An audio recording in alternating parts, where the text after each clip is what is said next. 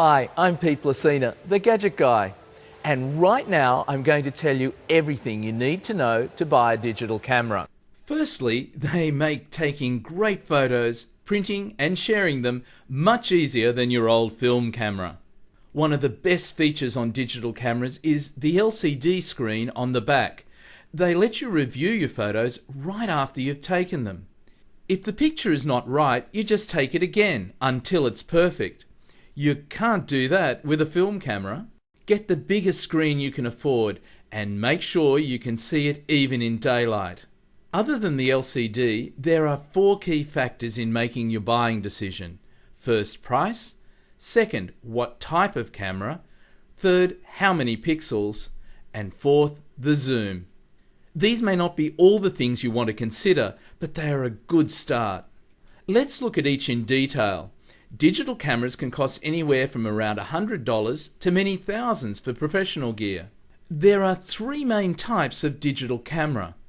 Entry level are the compacts. They fit in a handbag or pocket, are light, and are great for spur-of-the-moment happy snaps. All but the cheapest take good quality pictures. Next are the advanced amateurs or prosumer cameras. They have high quality lenses and more manual creative controls. Top of the line are the digital SLR cameras used by professionals. They have great optics, complete manual controls, and take interchangeable lenses and accessories. You'll want one of these if you're serious about photography. One of the first terms you'll hear or read about is a megapixel. Every digital picture is made up of thousands of pixels or picture elements. If you zoom in on a picture close enough, then you'd see the square pixels. A megapixel is 1,000,000 pixels.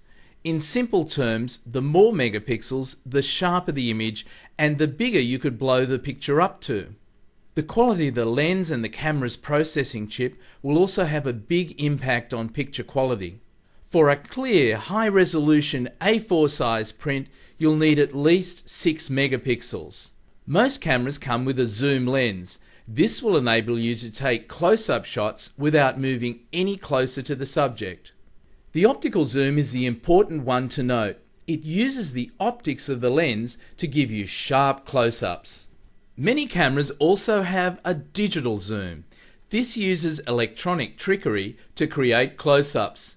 If you zoom in on a shot taken with a digital zoom, it'll start to become blocky and unclear. For most people, we recommend an optical zoom of at least 3 times. Many cameras now come with some very cool automatic settings that make taking great photos a snap. Face detection will recognize there's a face in your photo and automatically make sure it's in focus. There are automatic settings for scenery, portraits, night scenery, night portraits and macro shots. Some cameras feature panorama or photo stitching mode. This allows you to take several shots around a scene and then join them together in a super wide panorama. How good is that? Exposure bracketing is another cool way your digital camera can help you take great shots. It will save your photos with 3 different exposure settings, one above and one below your current setting. This way, if the lighting isn't quite right, you'll still end up with a perfect shot every time. Most digital still cameras also let you shoot video. Unless you buy an expensive camera, the quality is unlikely to be great, but it's handy if you're out and about and that perfect video opportunity arises. Now you know a lot about what digital cameras can do, there are a few practical things to consider.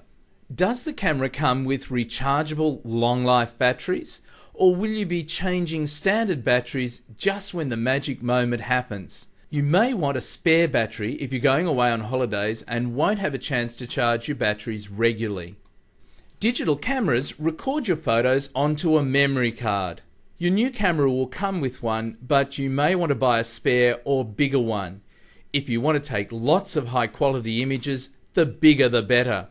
You can download the images on the memory card to a CD or DVD, a computer, printer, or photo kiosk in a store. You can do this direct from the camera via a USB cable or take the memory card out for easy transporting. It's easy to create high-quality prints at home on a colour inkjet or laser printer. Photo kiosks also allow you to make all sorts of great gifts using your photos: cards, calendars, key rings, coffee mugs, and much more.